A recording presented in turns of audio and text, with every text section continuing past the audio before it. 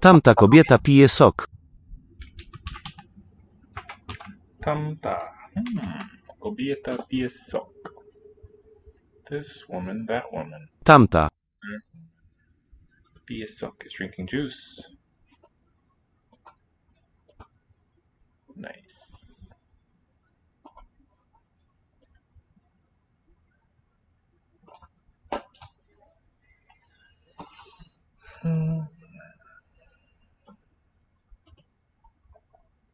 Lubię tamtą kawę.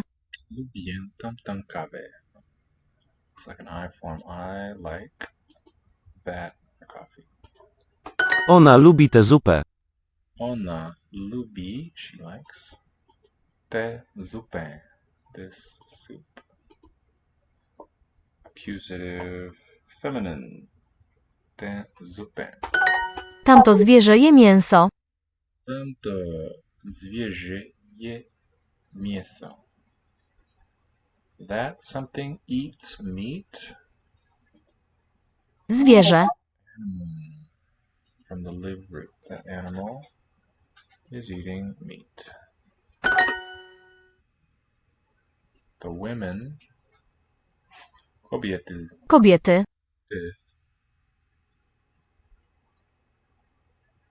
Mają.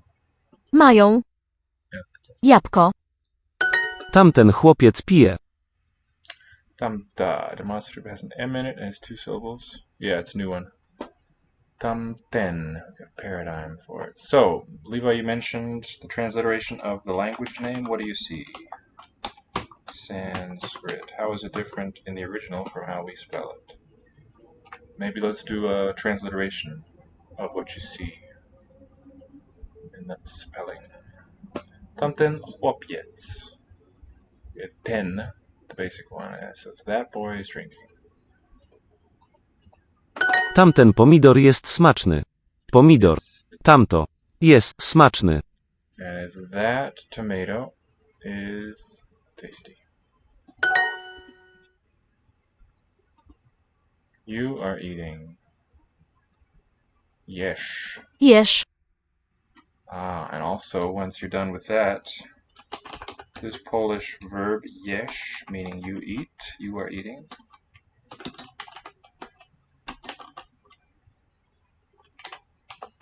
What would Painini call this suffix? Sanskritam. That's right. Capital R is a vocalic R. So it's not really ri. Some people do say ri. But what it should be, I think, is what we see in Avestan, which is a related language. They write 3 symbols, schwa, r, schwa. That's probably how this vocalic R sounded, at some point.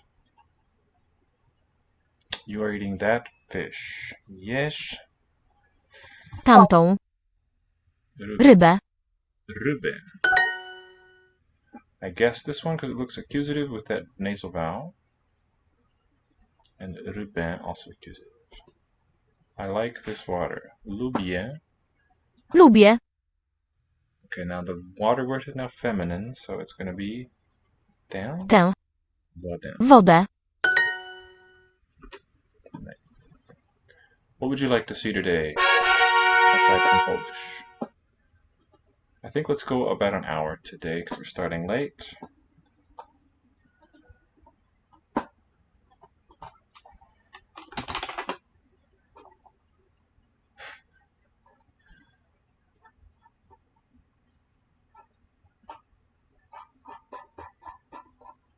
That's weird.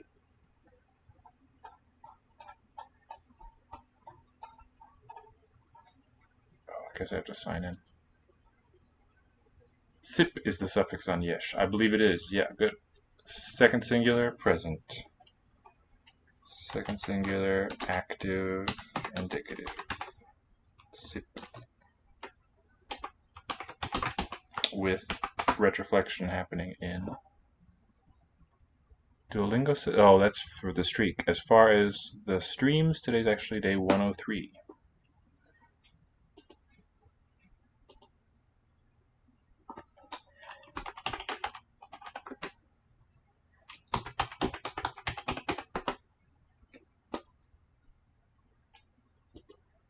There it is. Suaujas, autshas, tabhyambhis, ngebhyambhyas, ngasibhyambhyas, ngasosam, ngeosup. Ngeosup. Suaujas, autshas, tabhyambhis, ngebhyambhyas, ngasibhyambhyas, ngasosam, ngeosup. Tiptas jhi siptas tha mipvasmas tatam jah thasatham dhvam itvahimahing. Tiptas jhi siptas tha mipvasmas tatam jah thasatham dhvam itvahimahing. What's listed below this nice long line are some of the tenses, though not all. Lurt, lung, lord. Those are 3 of Panini's 10 tense aspect combinations.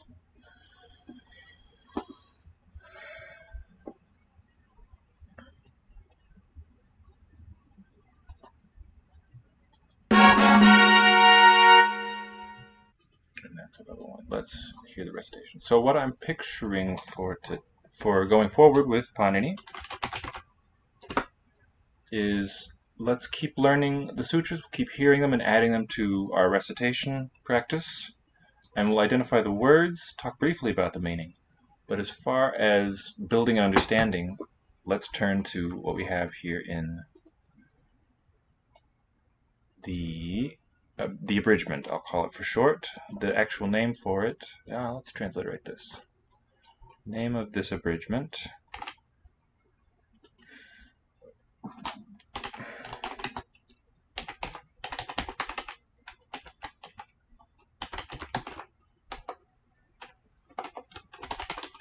is this.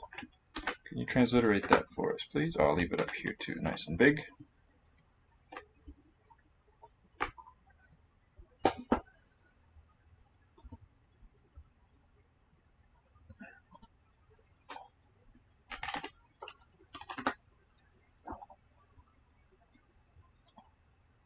संख्या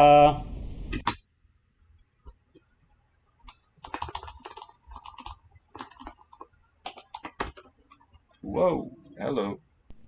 ओम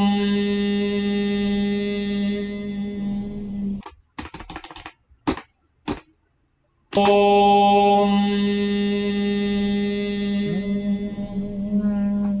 अयुण रुद्रक एवं अयौच हयवरण लन न्यमगणनम झभय घढधष जबगडधष ख फ छ ठ थ चटतव कपय शशसर हल इति माहेश्वराणि सूत्राणि।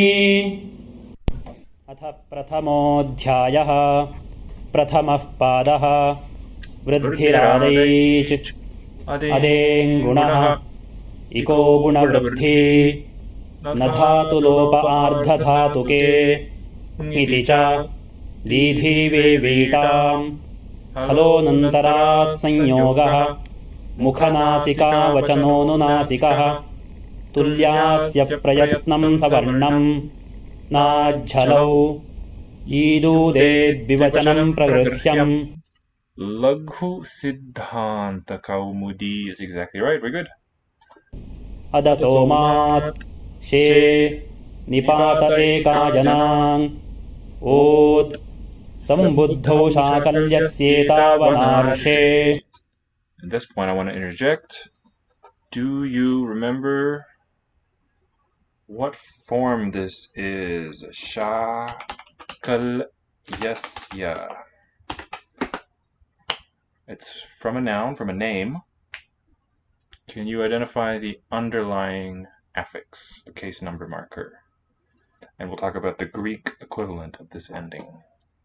उञः ऊ ईदूतौ च सप्तम्यर्थे राधाघ्वदाप् आद्यन्तवदेकस्मिन् तरप्तमपौघः बहुगणवतुडति संख्या श्नान्ताषट् डति च तत्तवतो निष्ठा सर्वादीनि सर्वनामानि विभाषादिक्समासे बहुव्रीहौ.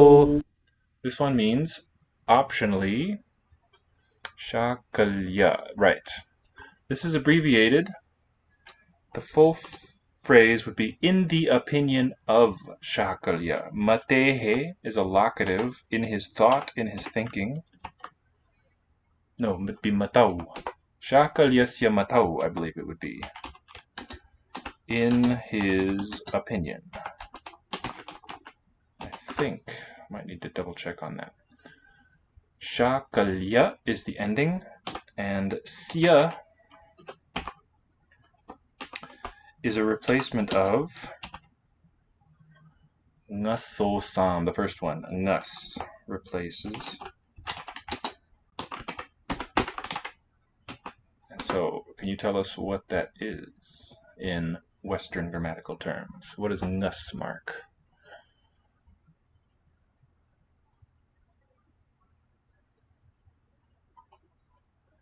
And let's turn briefly to that Rosetta Stone.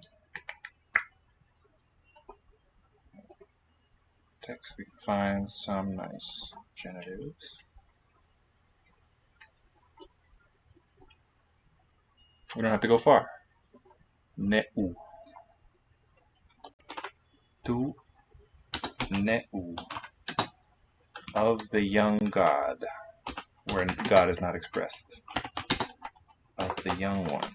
This ending u of Greek correlates, believe it or not, to this asya sequence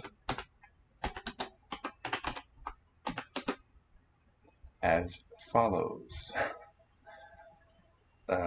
It was older osyo. This gave quite regularly asya. That's really two morphemes there in Sanskrit. And in Greek, we have in Homer the ending oyo for this case in this noun class. The S regularly got deleted there between vowels. And later Greek developed that further into the ending u when the y dropped out. Went to 0.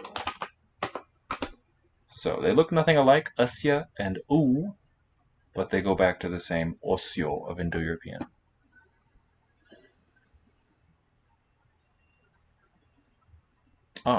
And in that ichthys, right? It's Jesus Christos Theou Huios. The Huios is the son, nominative singular. Theou continues this. Comes from an older Teso Sio. Something like that. Of the god.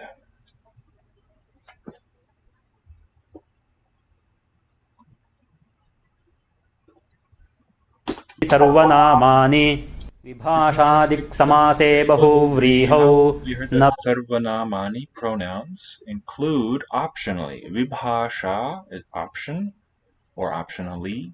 Dik samasa means a compass point compound, locative case here. Bahuvriho, which is also locative, in a bahuvrihi. And the next sutra. नामानि विभाषादिक्समासे बहुव्रीहौ न बहुव्रीहौ. Actually, we looked at this last time. Not in a bahuvrihi, though that will not be a sarvanama pronoun. Pronoun inflection is what it's about. तृतीया समासे. Tritiya samase. Ya, the ending there, feminine, because feminine case, vibhakti is a feminine noun.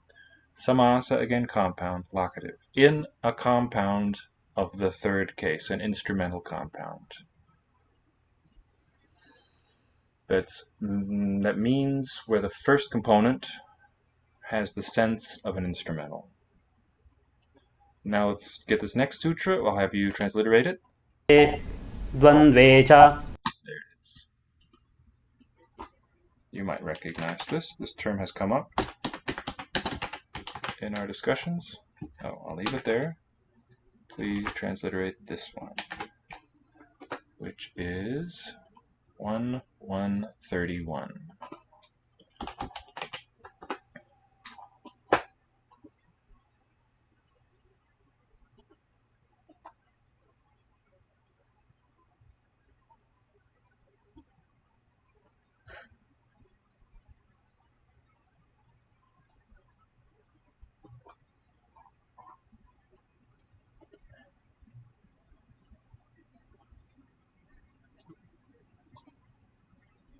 Yinyi hamjambo. I think the M is either a syllable. Yeah, I think it's a syllable of itself, of its own. This and that's how are you? Are you not well? How are they? Wow. Hawa. Wa is the prefix for they. Dwandwecha, something to do with dwandwa, and similar in structure to gagangiticha. Indeed. So the stem, very good. Good eye. I like that you're making these connections. Dwandwa is the stem. What is the pratyaya? That means affix, meaning case marker. The stem ends in a, and the outcome after adding this affix is a. So what could that reflect? This is one of the basic ones. There's no substitution happening, but we have a sound change when this suffix meets this stem. There's a regular adjustment in sound, a regular sandhi rule. How are they? Hawa jambo. Hatu jambo means how are we, I think. Si jambo, I am not well, or something. Hajambo. Wewe hujambo. Wewe is Wewe. you, Wewe. singular. How are you? Na. And nice sentence, brah. So I mimi ni poa. I don't think that's quite what we want. All right. We're fine. That's hatu jambo or nyinyi ni poa. Sisi hatu jambo. Sisi.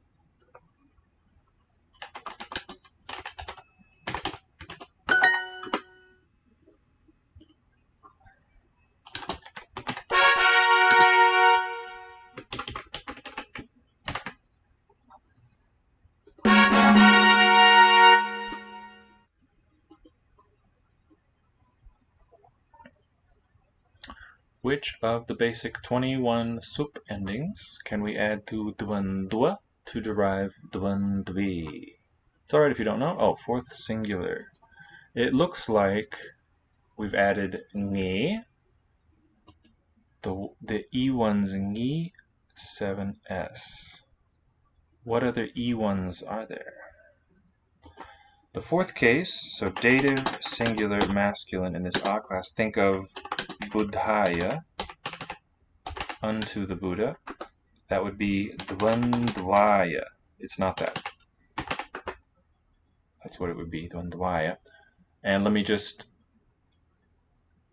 give a little explanatory. So the third case, the only case that's not really used much in the grammar for expressing grammatical rules is dative. I can't think of any cases where you use a dative. Nominative, when something comes into being or is added. I guess you could have accusative too, but I can't think of any. Instrumentals there, but a lot of work is done by ablative, genitive, locative. And your guess there is correct. Seventh case, so locative singular is what it is. When we add ni,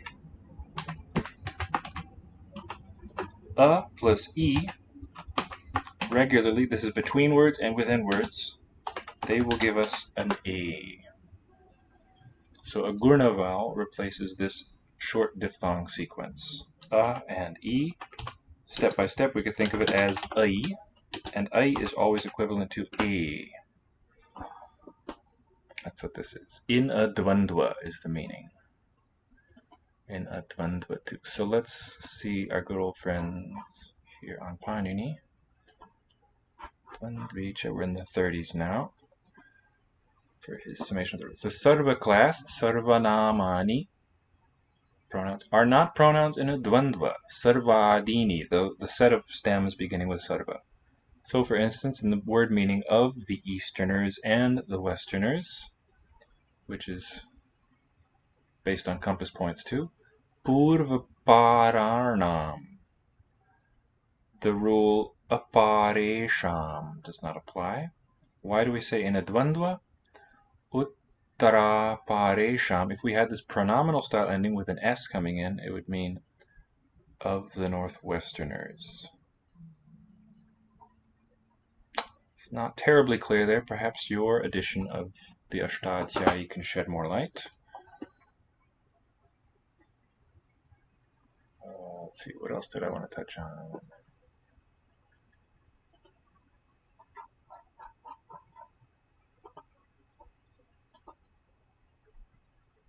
Thank you, friends.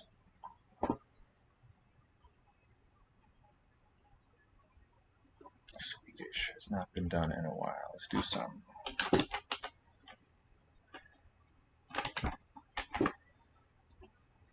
So let's back it up a little bit. Ani vibhashadik samase bahuvriho na bahuvriho tritiya samase dvandve cha vibhashajase. Let's transcribe this one too.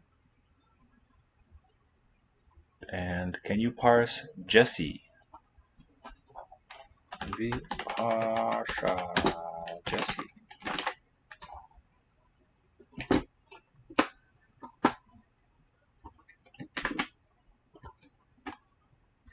No, what do you call them?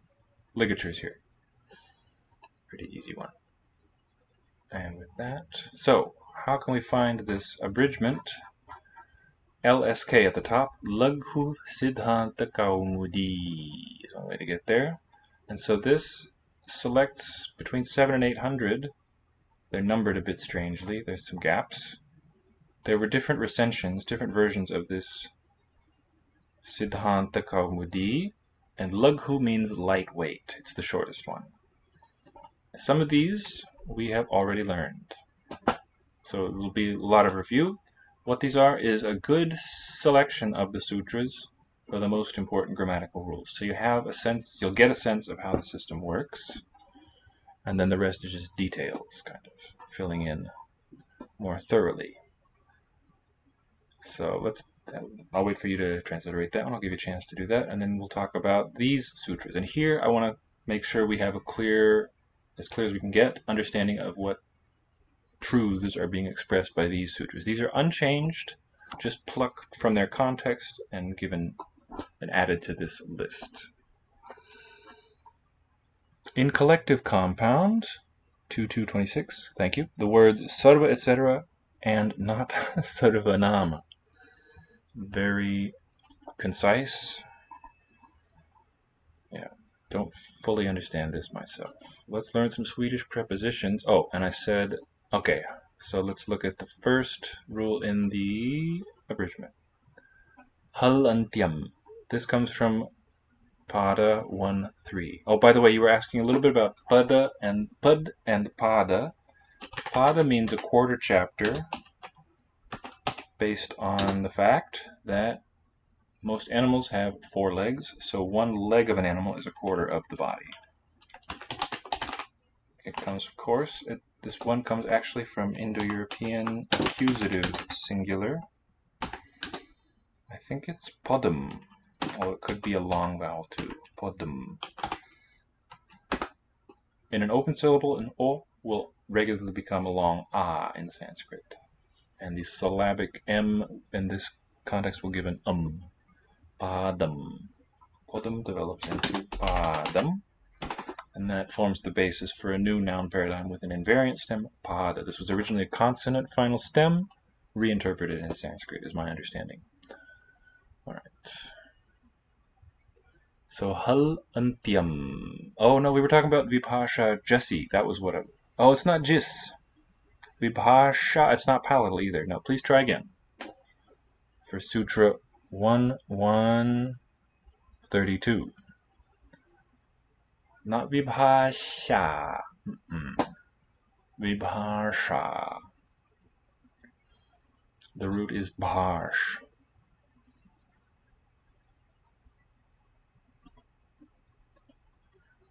Hunden springer från älgen. Hunden, that's definite, the dog. Let's type it. Springer, vibhasha jasi, that is correct. Now, can you please parse? Jasi. This is a really kind of a cool thing when you take a step back. Do you know what I mean by parse? Hunden, the dog, springer. Hunden springer från älgen. Från älgen. Looks like from. Runs from the moose, I think. Springer. Yeah. Runs. German springen. Ngasi ending? No, I'm afraid not. In the ending ngasi, what that means phonically is we're adding us. The ng and the e are labels. They're never pronounced in a finite word. Maybe the ch word we saw before getting voiced. Okay, good guess, I suppose. But an initial sound... In some languages that happens. You have derivational processes that will voice a word initial sound, but initial sounds in Sanskrit are faithful to the input. There's a faithfulness constraint. Initial sounds are never voiced. So a j at the beginning of a word cannot reflect the ch. Let me help you out a little by parsing it. Parse, by the way, comes from the Latin noun pars partis, the nominative, to cut it into parts and also analyze and segment. Jus is the stem, e is the suffix. What might that be? You won't find it in a Sanskrit dictionary, but it is something we have to know for the grammar book. Hunden springer från is our word from, runs from, and älgen is also definite, the moose, the elk. Jag går i mina gyllene skor. Gyllene skor. Jag går i mina gyllene skor. So here we have... Gyllene. Right. Skor is plural. I think it means I walk. Går is related to go. That's a verb of motion, specifically walking. I, like Irish, in. Mina, gyllene, yellow. Shoes, skor. Golden shoes. So gilded and gilt, those English words are really close to this gyllene with umlaut. Katten är i hatten. Katten is, the cat is, I hatten, in the hat. Nice shout out. En av dem sjunger. En av dem sjunger. One of them sings. In the place of a just. Suo just. That's the just. It is locative. Yes, that's basically it. What is the sense? The locative case is used in several different senses throughout the grammar. Let's see the annotation. Actually, start a new one here. 1132, I think. Vibhasha jasi. Dvandva compounds are optionally pronouns, sarvanama. Before is the meaning. So one important meaning of a locative case, noun in the locative, in Panini, means, well, often, not always, sometimes it means in the sense of, but very often it'll mean before blank. That's what it is here. Before the ending just, nominative plural, dvandva compounds are optionally pronouns. So it's an exception to dvandvicha, varna plus ashrama plus itara plus just, so a long compound. The form derived is varnashrami tare, with a substitute of just that is she, because it's a pronoun. Or, because it's an optional rule, you can get an alternative form, varnashramitaraha. So either re or raha at the end.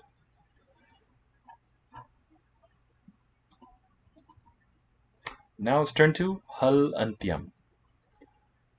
What is hal? And I don't think we've seen antyam, but we know the stem that it's derived from. Antyam, we could segment like this.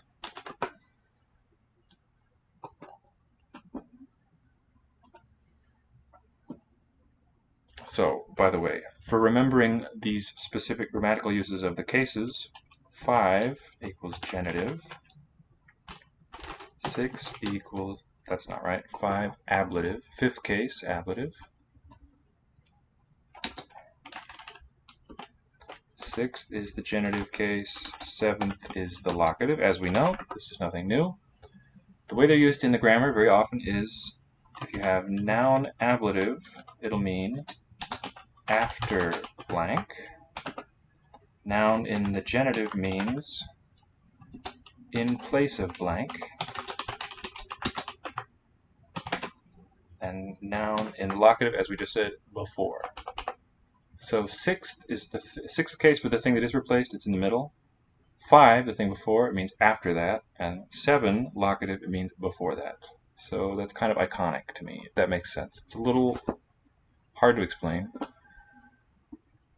We saw adaso mat, that means after adas, that's ablative, and after m, mat is also ablative.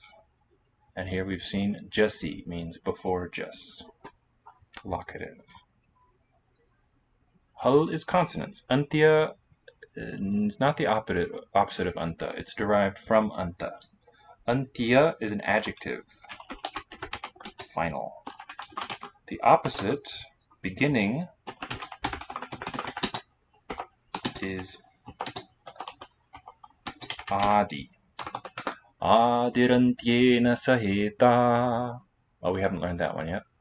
Adyantavadekasmin. That one we have learned. That has it. Padap nang prishcha saptamyarthe dadhagvadap adyantavadekasmin. This compound combines them. Adi, anta, vad. Like the beginning and the end. Antyam. So what hal antyam, that's nominative. Antyam is nominative singular neuter. Just means a final consonant. In the context of Pada 1-3, 1-3 or 1-2 coming up, so many of these words start with yes. And eat. Yes, the and sections in a Sanskrit grammar are like a quarter of the book. There's many, many of them. That's because, taken together, Sanskrit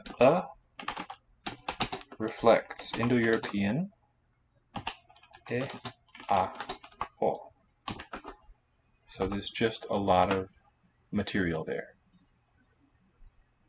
I think it helps to associate anta with the word end. Adi. I don't know, it's just one I've learned. I don't really have a good mnemonic for that. I don't know if it helps or hurts to know that adi is a compound of a and the combining form of a root da, that with which one gives or something.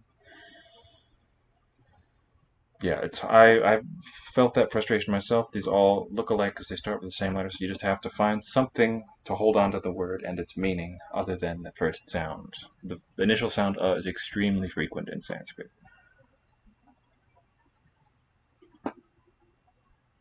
Gaffeln är på tallriken.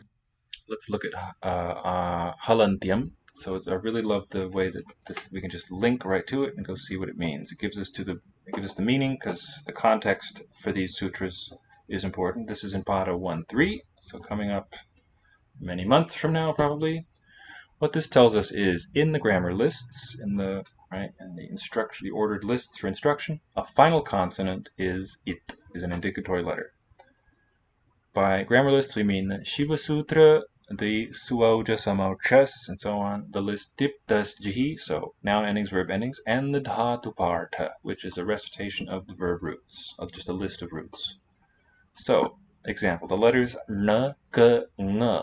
In the Shiva Sutra, list a, I, urn, r, ulka, I, ong. Those hal antyam, yeah, each of these hal antyam final consonants are labels, it. They are attached to the true letters, meaning that they're the things reflecting sounds, only to show us how to decipher a pratyahara, a siglum. And in the list of affixes, suoja, samochas, the P in the last one, sup, is a label letter. So too for irtvahi mahing, that eng is a label. So halantium just says final consonant, but the meaning in context of this sutra is a final consonant is an it letter, a label. The interlocutor says, ah, I see. So the P in tip, sip, mip, from the well-known verb letters, are label letters too, yes? Answer, yes. And the s, ma in jas, shus are label letters too, yes? Good thinking. They should be according to this rule, but actually they are not, because there's an exception in the sutras that follows. Navibhaktau tusmaha is the sutra.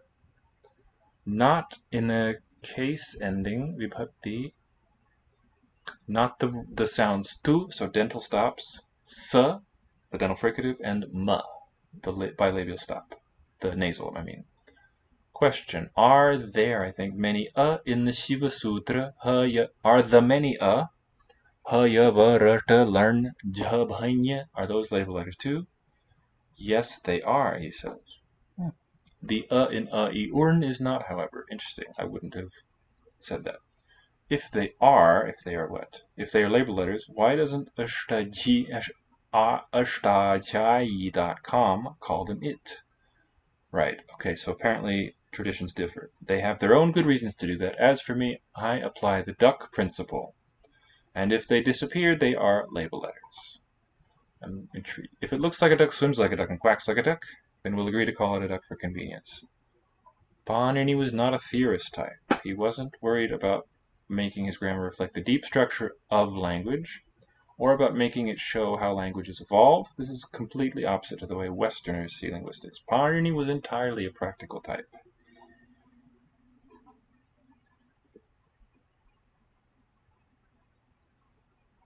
So as I say, the authorities, the modern scholars, differ on this point about whether the vowels here, ha, ya, va, r, are indicatory.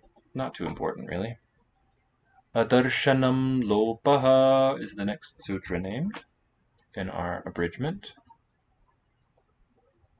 And this is 1-1. It's coming up in this pada. Lopa means invisibility. When a sutra replaces anything, stem, affix, whatever, with lopa, it becomes invisible. Example, the sutra Hal Nyabhyo Dirgh, I don't know this one, teaches in vidyut, that's a noun stem for lightning, I think, vidyut.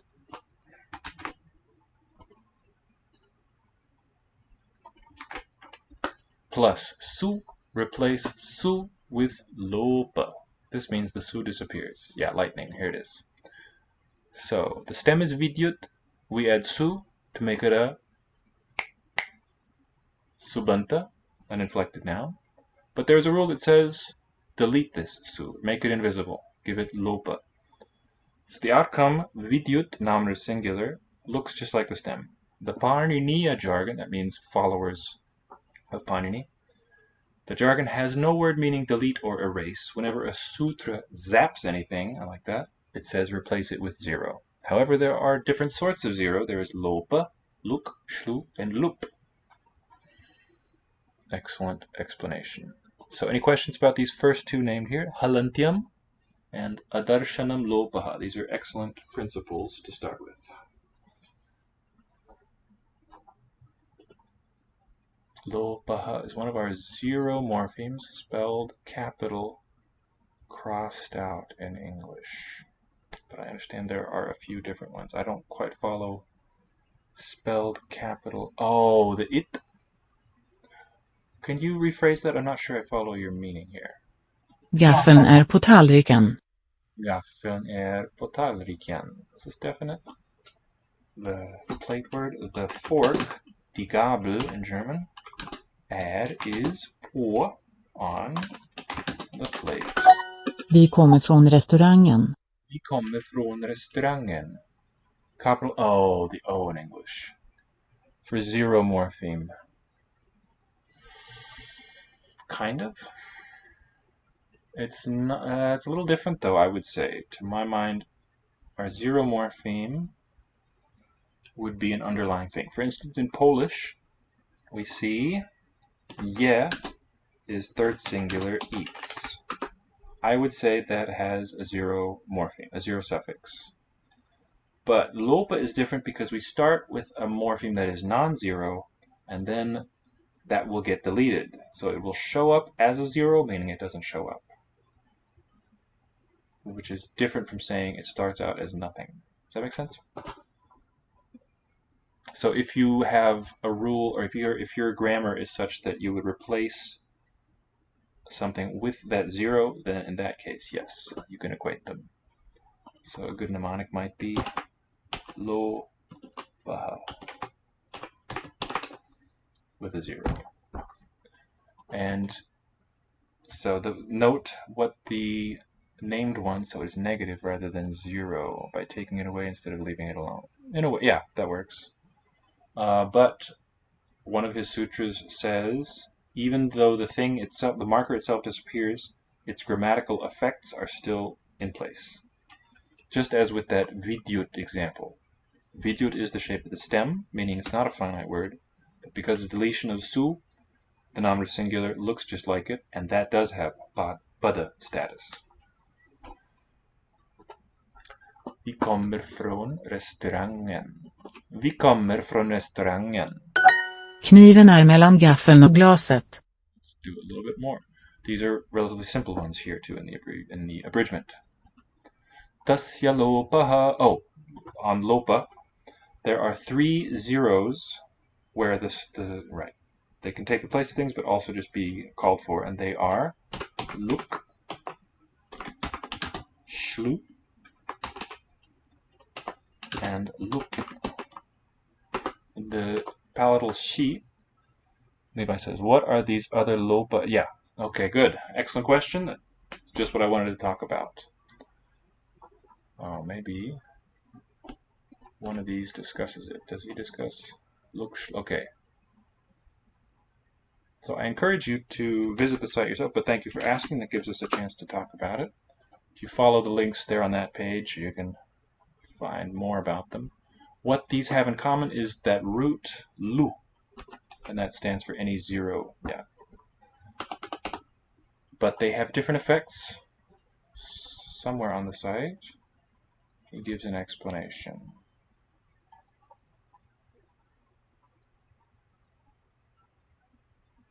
But not here. Okay, loop is this thing that shows up as zero but preserves, I kind of forget the details of it. It preserves the number of the original, something like that. But shlu is interesting because the shlu triggers reduplication of a verb root. For instance, from the root hu, which historically was ju, that means to call, to invoke. When you have this root hu in the present tense, plus say tip, your third person singular. Oh, I should say it's hu, the root, plus shlu, plus tip. That's the underlying form. Shlu, it disappears itself, but this particular zero tells you to reduplicate the root, and the outcome will be juhoti. It may not look terribly reduplicated, but because it was originally juhu, the outcome of reduplication, jujhu and jujho, the jh loses, the first consonant there loses its aspiration, the second loses its occlusion, and you get juho as the outcome. So the root is just hu, one syllable, but because of the reduplication, it's a 2-syllable stem, plus the ending d.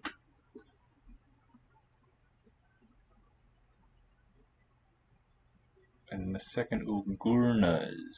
It does, yes. Very good. I've seen somewhere, maybe in Katre's work, he uses coins an English verb to gunate. The U gunates to O. Let's do a bit more Swedish and then see some more sutras. Kniven. Kniven är mellan gaffeln och glaset. Listen to the quality of the first vowel in the first word. Kniven är mellan gaffeln och glaset. This is one with a very super constricted vowel space. Kniven. Kniven är mellan gaffeln och glaset. Mellan, I think, is related to the word middle.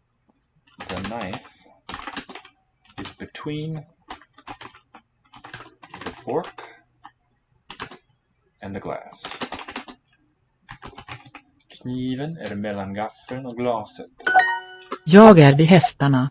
Jag är vid hästarna. Here the G of ya is heard because a vowel follows. Jag är vid hästarna. I am with the horses. By the horses. Etymologically with, meaning against. Kniven är vid glaset. The knife is by the glass. Kniven är vid glaset. Vid. En av katterna sover. En av katterna sover. Katterna. We're going to get retroflexion in Swedish here. Katterna. Katterna, although it's a light retroflex. En av katterna sover. Av, from apo, related to our off and of. One of the cats sleeps. En av katterna sover. Av. Vi går på restaurang. We're walking to the restaurant. Vi går på restaurang. På. Vi. And note that på doesn't just mean upon or on, but also toward. Tallriken är mellan dig och mig. A bit of a hiccup there. The plate is between you and me. Note the voicing of the final ch up Germanic. Tallriken är mellan dig och mig. Jag går i mina gyllene skor. Walking. In my golden shoes. Jag är vid hästarna. I am by the horses.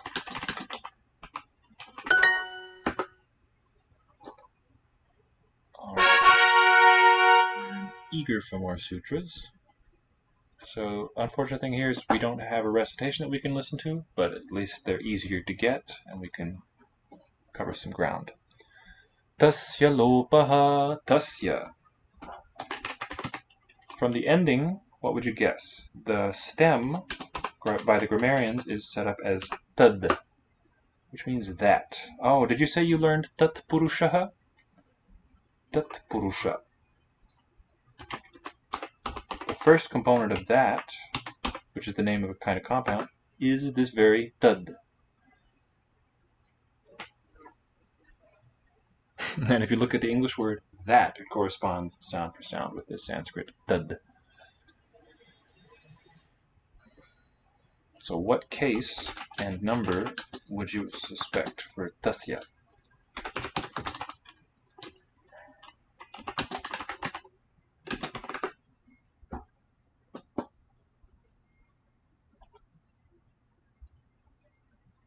Tasya lopaha.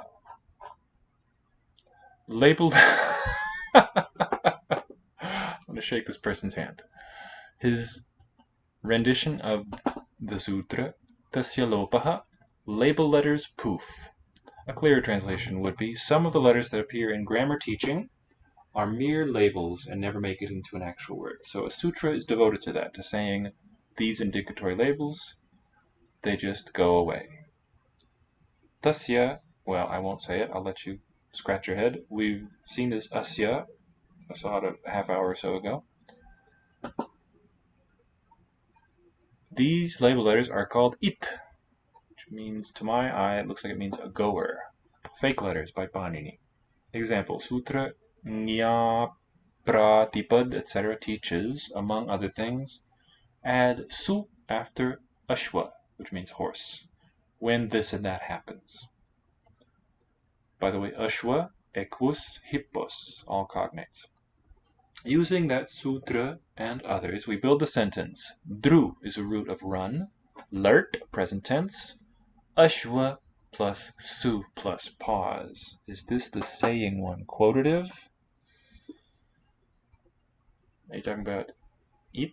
Or when you say this, what are you referring to? Tasya is not verbal. Tasya is a pronoun or a determiner, if that's what you're talking about. Tasya, tad, determiner.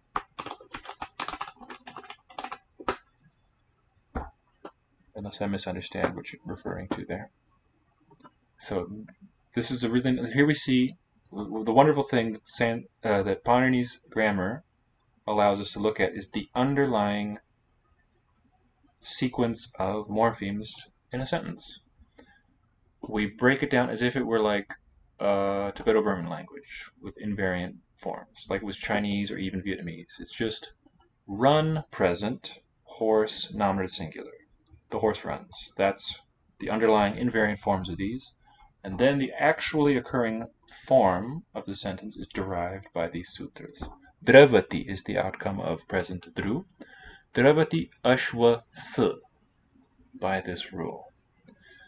That's further modified to Dravati ashwa ha by several rules. The outcome of a final sa will be visarga. So then these can combine. You have the vowel final ti and the vowel initial ashwa. Dravatyashvaha. That's the outcome of this whole sentence.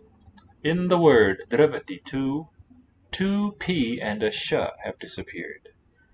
Because the word was formed like this. We're going to zoom in now a little bit on the verb. Dru is the root run.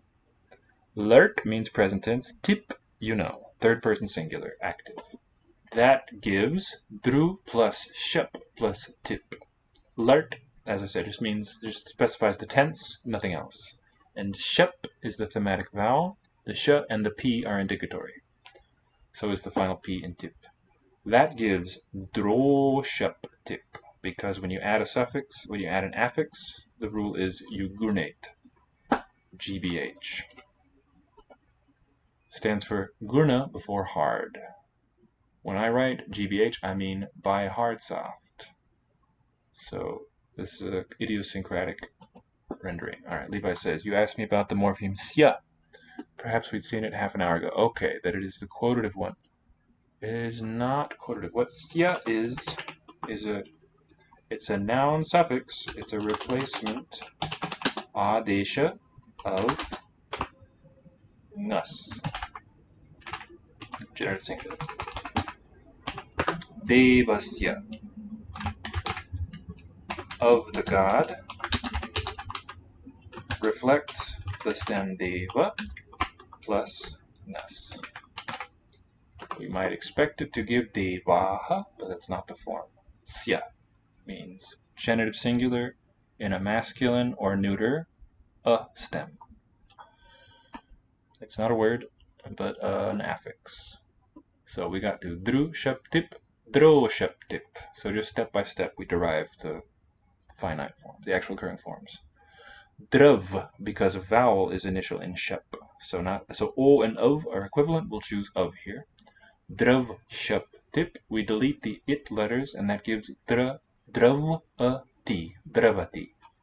Why does the p in tip disappear? Why does the u in su disappear? Long answer. The u disappears because the word su in the name of is the name of a particular kind of s, namely the s that must be added after noun basis. He means nominative singular. When sutras Darada and others teach so.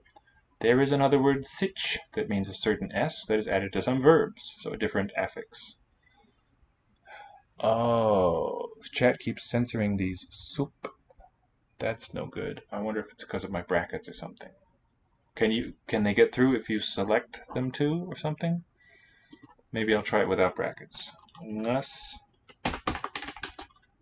is replaced by sya after an stem. Does that get through?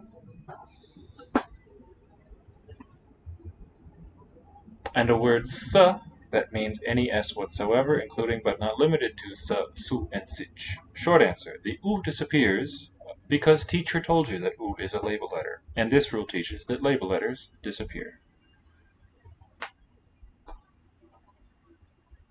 Admirable. Kvinnan äter lunch med flickan. Kvinnan sounds like the noun queen. That's what it's related to, but it means woman. The woman. Äter lunch. Eats lunch. Med flickan. With the girl. Okay, you can ask it, but without brackets, doesn't seem to help. Okay, I like brackets because it makes the structure nice and clear. That's a shame, though. I guess it thinks I'm sending you something that might damage you. I don't know. Why would it censor that? Vi går genom restaurangen. Let's switch to Devanagari. Vi går genom restaurangen. Genom is like toward, I think. Genom. Through. We walk through restaurangen. Not through, but through the restaurant. Jag ser genom dig. I see through you. Jag ser genom dig. Han dricker te utan socker. Han dricker te utan socker.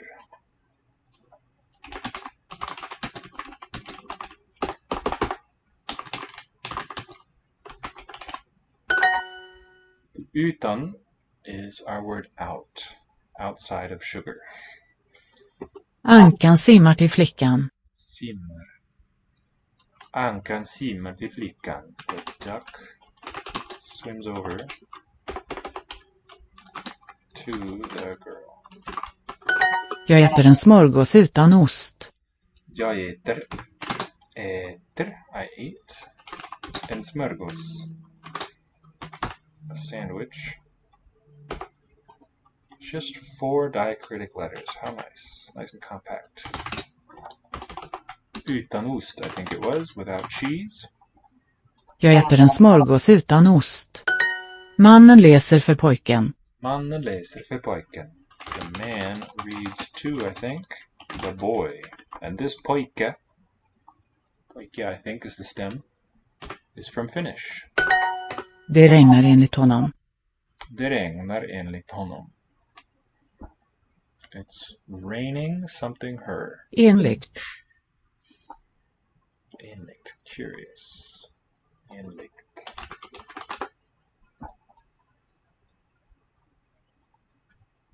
Evangelium enligt Lukas. Enlig. Oh, that's Danish. Einlig.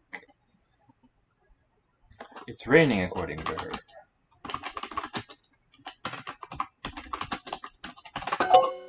According to him. It looks like the female. Okay. Well, no. I think it's dative. Tack för äpplena. Thanks for the apples. Tack för äpplena. Mannen köper kläder till barnet. Så the K and köper. Mannen köper kläder till barnet. The man is buying clothes until the child, I think 4. Mannen köper kläder till barnet. Or the child. Enligt henne är hästen vit. Enligt henne, this is her. According to her, is the horse white. So Levi, what do you think about this word order? Enligt. Enligt, according to, henne, her. Vit. Är is to be, inflected. Pojken sounds like boy. Yep, the first syllable. What is boy related to? That's a good one. Good question. Which I don't recall. Old English boya. Proto-Germanic boyo. Younger brother. From Germanic bo. Close male relation. Indo-European bhat. Father, elder brother. Probably the Old English proper name boya is related. Norwegian boa. Dutch boef. German bube. And Icelandic bovi. See also bully. So bha, it's interesting. Bhat. Oh, it might be in Sanskrit male animal names too. So, what's up with the word order there? What do you think? Why is specifically the verb, why is that where it is?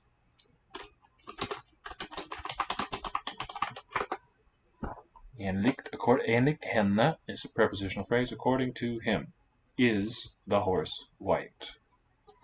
It's not a question. Enligt henne är hästen vit. According to her, the horse is white. We do it differently in English. According to her is divorced from the rest of the sentence. We get a complete sentence with the normal order, the horse is white in English, but not in Swedish. Jag äter soppa med sked. Sked. Here listen to the SK sound. That's really characteristic of Swedish, quite weird. Jag äter soppa med sked. Med sked. Jag äter soppa med sked. I eat soup with a spoon. Jag äter soppa med sked. Det regnar enligt What's honom. wrong with the word order? There's nothing wrong with it. It's just how is it different from English? What governs verb placement? It's normal Germanic word order, right? What's the rule for it?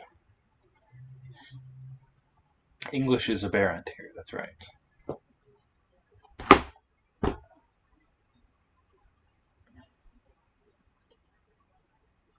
There's a relatively simple, though maybe not superficially easy to spot rule that tells you where to place the verb. Det regnar så.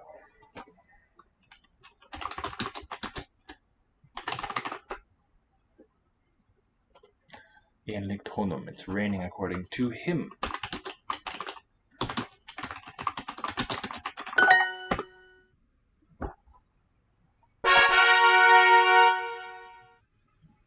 How could I explain to a learner where to put the verb in a case like this?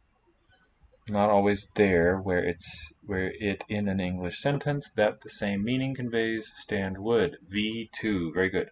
But look, enligt honom, where did I put it? Enligt henne är hästen vit.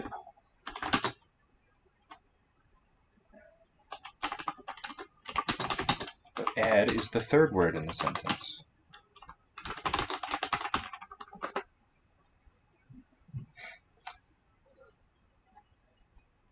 Not always there stands. No, that's not quite right. I get what you're going for, but it would be the verb stands not always there. Where it, in an English sentence, that the meaning conveys stays. The same meaning conveys stand would. Stand would. Let's look at a few more sutras in the abridgment. Halantyam, a final consonant is it. Adarshanam lopaha. Lopa means it disappears. Lopa, deletion. Tasya lopaha means the it letter goes away. Adirantyena sahita. This is coming up in our pada pretty soon. Adir.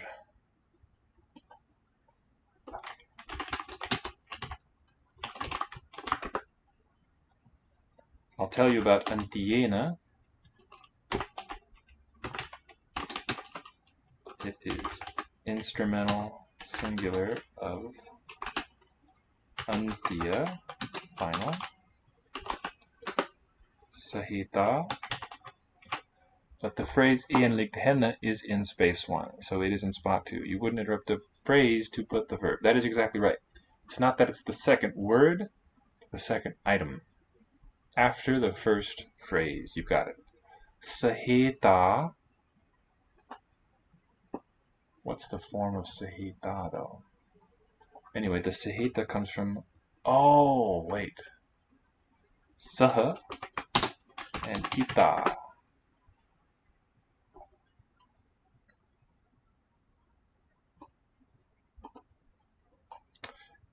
Grab, okay, so the paraphrase of this sutra, adirantyena sahita, grab from the start to the one that has the label letter after it.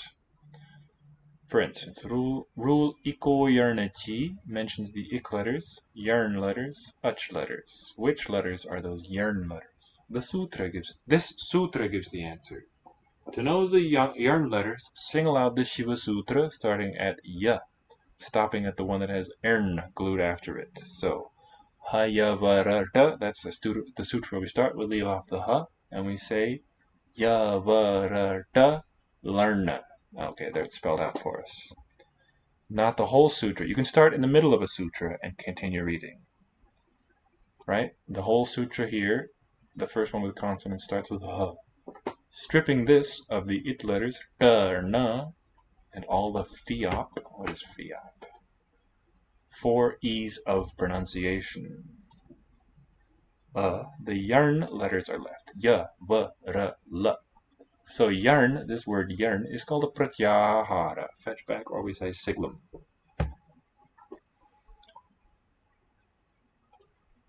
So can you tell me what adir might be? And I think let's end it after this discussion of this sutra.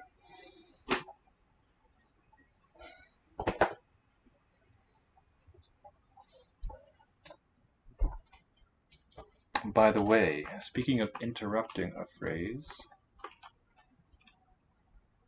here we have, I think, if this is what I think it is, Antyena saha ita. The saha is an at position. It's not really, I don't think. It's hard to say whether it's a preposition or a postposition because it's in the middle of its phrase. Saha means with, and it takes the instrumental case. Enlicht. Oh, enlicht is very close in spelling to enlighten.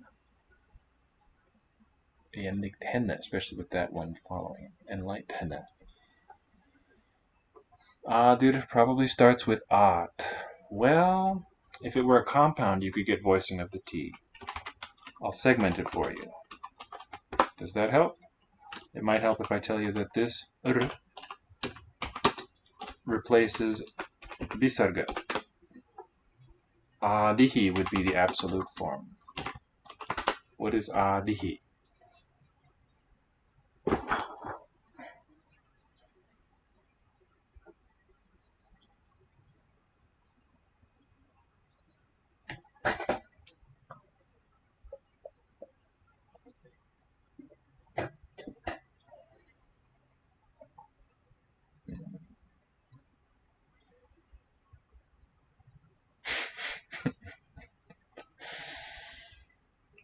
If you scroll up in the chat, you might find it. Well, did I spell it out? I know we talked about it.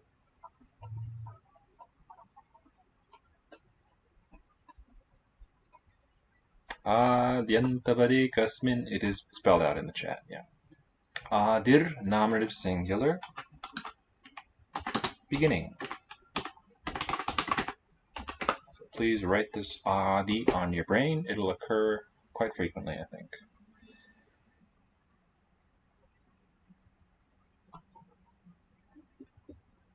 What this sutra means, we have to sort of re-scramble the words. It's 4 words. Adirantyena sahita. It's a bit more English if we'd said adihi saha antyena ita. So, word for word it goes. The beginning. Antya is the stem. Saha means with. Antyena, the final. Ita. This is the rule for deriving and analyzing sigla. I urna, we can express these 3 by urna. Sup is adirantyena sahita. We start with sup until we get to a P. That's all of our case markers. Adihi is su. The antyem it is b. This is the, so antyena ita. Instrumental singular. The beginning with the final it. Grab from the start to the one that has the label letter after it.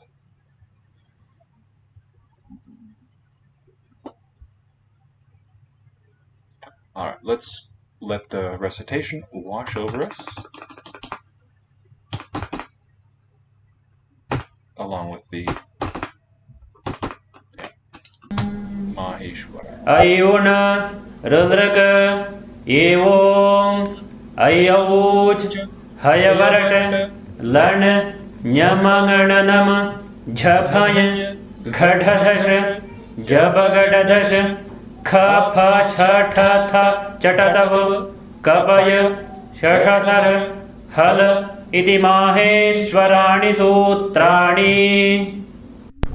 अथ प्रथमोऽध्यायः प्रथमः पादः वृद्धिरादैच अदेङ्गुणः eco गुणवृद्धि न धातु लोप आर्धधातुके इति च दीधीवेवीटाम् हलोऽनन्तराः संयोगः मुखनासिका वचनोऽनुनासिकः तुल्यास्य प्रयत्नं सवर्णम् नाज्झलौ ईदूदेद्विवचनं प्रगृह्यम् अदसोमात् शे निपात एका जनाङ् ओत् सम्बुद्धौ शाकल्यस्येतावनार्षे उञः ऊ ईदूतौ च सप्तम्यर्थे.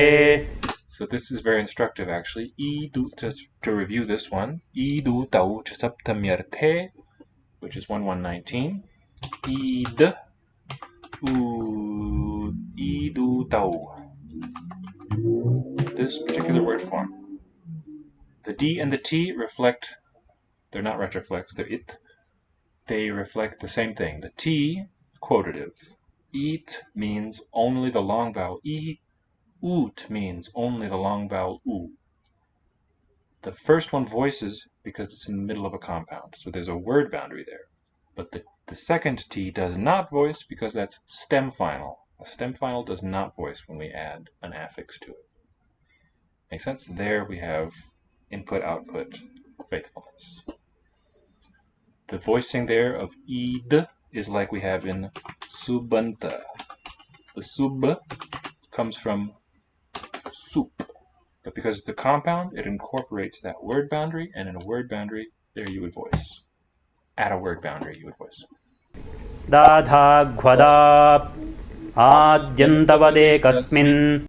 So this was nice because it lets us remember adi, anta as a pair of opposites. Ekasmin, that's a different use of the locative. In the case of a single sound, it is both adivat, like the beginning, and antavat, like the end.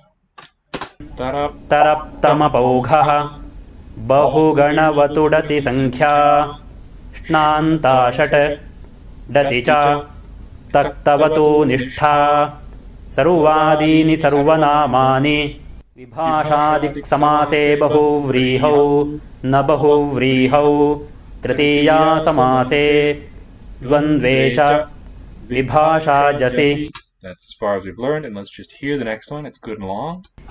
प्रथमचरमतयाल्पार्धकतिपयनेमाश्च. It's a dvandva compound, a list of stems. समासे द्वन्द्वे च विभाषाजसि प्रथमचरमतयाल्पार्धकतिपयनेमाश्च.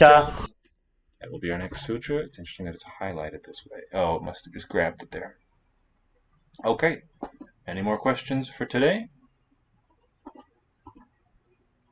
Good job on the Swedish grammar there. Spotting the phrase and tying it with our understanding of Germanic syntax.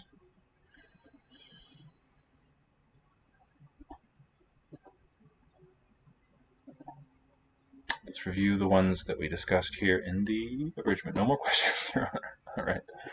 Halantyam, a final consonant is it. Adarshanam lopaha. Lopa, deletion means something disappears. Oh, adarshanam is quite nice.